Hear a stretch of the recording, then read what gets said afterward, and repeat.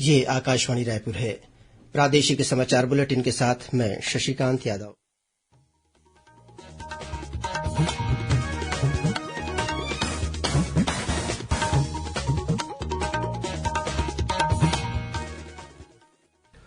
और अब पेश है आज के मुख्य समाचार।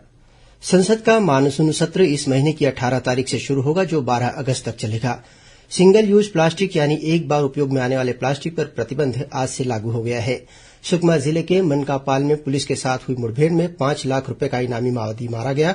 और प्रदेश के विभिन्न स्थानों में आज निकाली जा रही है भगवान जगन्नाथ, भाई बलभद्र और बहन सुभद्रा की रथ यात्रा। जगदलपुर में भी बस्तर गोंचा महापर्व के तहत रथ की परिक्रमा कराई जा रही है।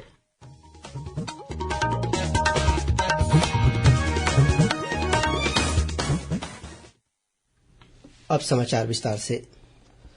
संसद का मानसून सत्र इस महीने की 18 तारीख से शुरू होगा, जो 12 अगस्त तक चलेगा। लोकसभा सचिवालय ने बताया कि इस सत्र के दौरान कुल 18 बैठकें होंगी। सत्र के पहले दिन राष्ट्रपति चुनाव होगा। उपराष्ट्रपति चुनाव 6 अगस्त को होगा। इन दोनों संवैधानिक पदों के लिए मतों की गिनती भी मानसून सत्र के दौरान ही होगी। नवनिर्वाचित राष्ट्रपति को इस महीने की 25 तारीख को संसद भवन के केंद्रीय कक्ष में पद की शपथ दिलाई जाएगी। नए उपराष्ट्रपति 11 अगस्त को शपथ लेंगे। सिंगल यूज प्लास्टिक यानी एक बार उपयोग में आने वाले प्लास्टिक पर प्रतिबंध आज से लागू हो गया है। आज से पूरे देश में सिंगल यूज प्लास्टिक वस्तुओं के उत्पादन, आयात, भंडारण, वितरण, बिक्री और उपयोग पर पाबंदी रहेगी।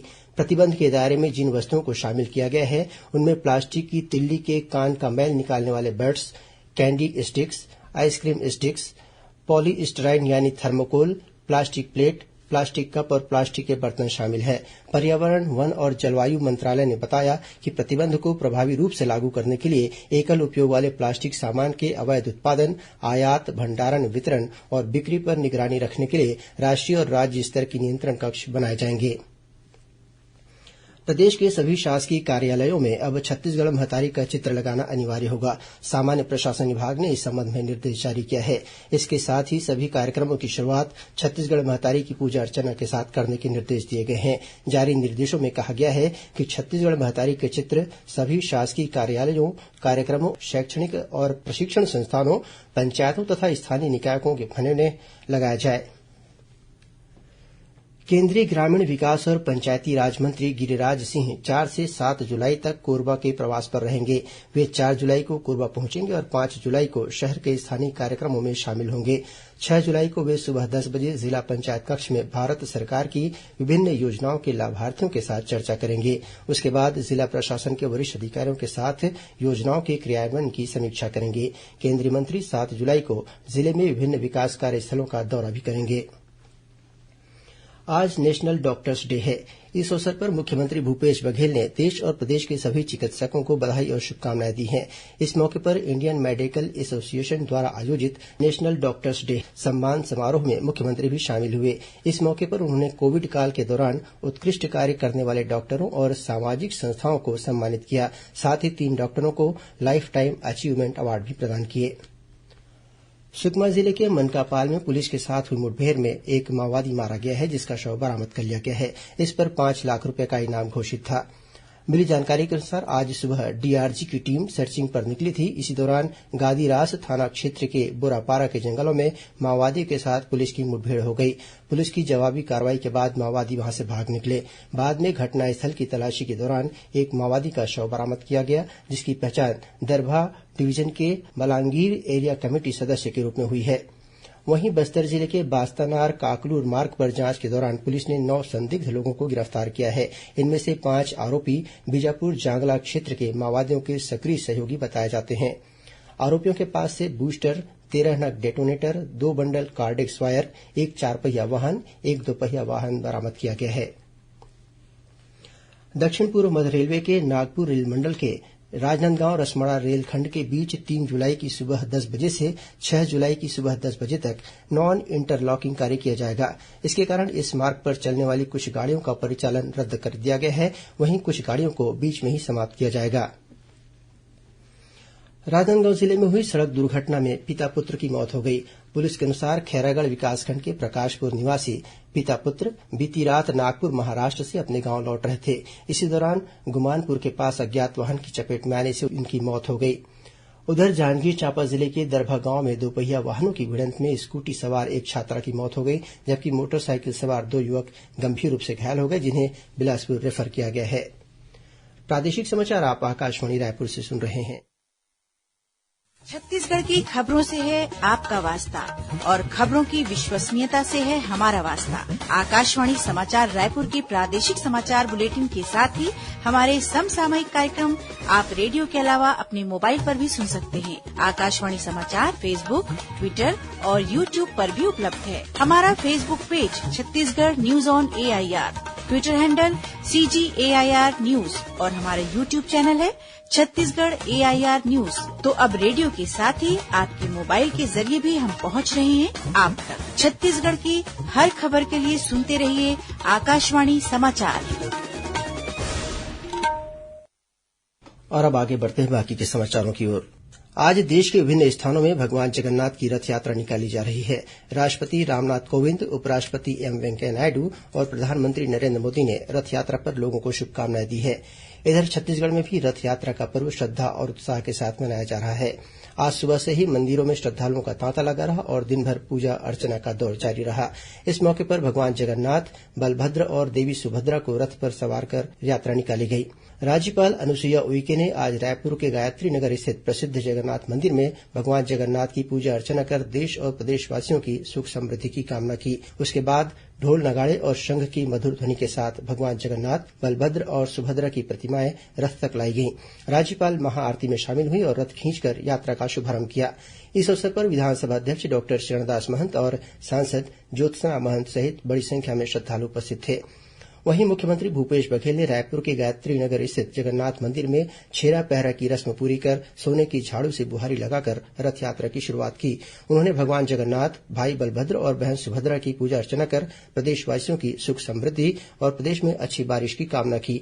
प्रदेश के अन्य जिलों में भी भगवान जगन्नाथ, बलभद्र और सुभद्रा की रथ यात्रा निकाली गई।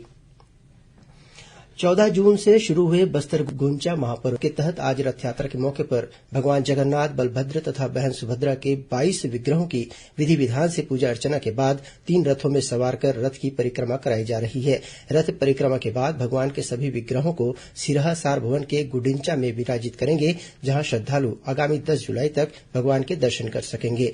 10 जुलाई को बहुड़ा गुंचा पर्व के दिन भगवान को वापस जगन्नाथ मंदिर में लाया जाएगा, जहां पूजा अर्चना के बाद बस्तर गुंचा महापर्व संपन्न हो जाएगा। और अब कुछ अन्य खबरें संक्षेप में। हैदराबाद में कल और परसों भारतीय जनता पार्टी की राष्ट्रीय कार्य समिति की बैठक आयोजित की जा रही है। इसमें छत्तीसगढ़ के पूर्व मुख्यमंत्री डॉक्टर रमन सिंह और प्रदेश भाजपा अध्यक्ष विष्णुदेव साय सहित वरिष्ठ नेता शामिल होंगे। राजस्थान के उदयपुर में हुई कन्हैयालाल की हत्या के विरोध में विश्व हिन्दू परिषद ने कल छत्तीसगढ़ बंद का आह्वान किया है। भारतीय जनता पार्टी ने भी इस बंद को अपना समर्थन दिया है। वन मंत्री मोहम्मद अकबर ने आज राजधानी स्थित अपने निवास कार्यालय से तुंहर पौधा तुंहर द्वार कार्यक्रम का शुभारंभ किया। इस दौरान उन्होंने विभिन्न प्रजातियों के पौधों से भरे 2 हरियाली प्रसार वाहनों को हरी झंडी दिखाकर रवाना किया। इस योजना के तहत घर तक निःशुल्क पौधा पहुंचाकर दिया जा रहा है। प्रधानमंत्री फसल बीमा योजना के प्रचार प्रसार के लिए 15 जुलाई तक राज्य के ग्रामीण अंचलों में जागरूकता रथ भ्रमण करेंगे और किसानों को फसल बीमा कराने के लिए प्रेरित करेंगे। कृषि मंत्री रविन्द्र चौबे ने आज फसल बीमा जागरूकता सप्ताह की शुरुआत करते हुए रायपुर स्थित अपने निवास से इन रथों को हरी झंडी दिखाकर रवाना किया। आजादी के अमृत महोत्सव कार्यक्रम के तहत रेलवे सुरक्षा बल रायपुर मंडल द्वारा दुर्ग में आयोजित कार्यक्रम में 9 स्वतंत्रता संग्राम सेनानियों का सम्मान किया गया। रायपुर रेंज में गृह विभाग के अंतर्गत पुलिस में सूबेदार, उप निरीक्षक और प्लाटून कमांडर की सीधी भर्ती माना के पुलिस प्रशिक्षण विद्यालय में जारी है।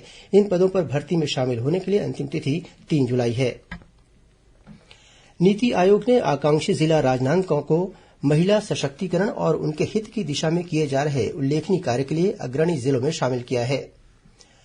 प्रदेश में त्रिस्तरीय पंचायत उपचुनाव के तहत राज्य के 28 जिलों में 745 पदों पर उप निर्वाचन के लिए सारणीकरण और परिणामों की घोषणा के साथ ही संबंधित निर्वाचन क्षेत्रों में लागू आदर्श आचार संहिता समाप्त हो गई है।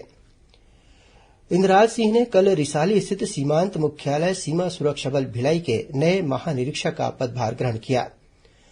राजनांदगांव जिले की छुरिया नगर पंचायत के उपाध्यक्ष सलमान खान के खिलाफ लाया गया अविश्वास प्रस्ताव पारित हो गया है। डोंगरगांव एसडीएम की उपस्थिति में हुए मतदान में उपाध्यक्ष को 2 वोट मिले, जबकि उसके खिलाफ 13 मत पड़े। स्वर्गीय राजीव गांधी बाल भविष्य सुरक्षा योजना के तहत प्रदेश में संचालित प्रयास आवासीय विद्यालयों की कक्षा 9वीं में प्रवेश के लिए चयनित विद्यार्थियों की सूची जारी कर दी गई है। कांकेर जिला पंचायत के सीईओ सुमित अग्रवाल ने कार्य में लापरवाही बरतने पर कोयलीबेड़ा विकासखंड के 4 ग्राम पंचायतों के सचिवों को निलंबित कर दिया है। जशपुर जिले के दुलदुला विकासखंड में हाथी के हमले से एक महिला की मौत हो गई है। जांजगीर चांपा जिले के चंद्रपुर पुलिस ने समूह की महिलाओं से 10 लाख रूपये लेकर फाइनेंस कंपनी में राशि जमा नहीं करने के आरोप में एक कर्मचारी को गिरफ्तार किया है। और कबीरधाम जिले की पांडातराई पुलिस ने 10 किलोग्राम गांजा के साथ 2 आरोपियों को गिरफ्तार किया है। जब्त गांजे की कीमत करीब 50,000 रूपये आंकी गई है। अंत में मुख्य समाचार एक बार फिर। संसद का मानसून सत्र इस महीने की 18 तारीख से शुरू होगा, जो 12 अगस्त तक चलेगा। सिंगल यूज प्लास्टिक यानी एक बार उपयोग में आने वाले प्लास्टिक पर प्रतिबंध आज से लागू हो गया है। सुकमा जिले के मनकापाल में पुलिस के साथ हुई मुठभेड़ में 5 लाख रूपये का इनामी माओवादी मारा गया। और प्रदेश के विभिन्न स्थानों में आज निकाली जा रही है भगवान जगन्नाथ, भाई बलभद्र और बहन सुभद्रा की रथयात्रा। जगदलपुर में भी बस्तर गोंचा महापर्व के तहत रथ की परिक्रमा कराई जा रही है। इसी के साथ प्रादेशिक समाचार बुलेटिन समाप्त हुआ। नमस्कार।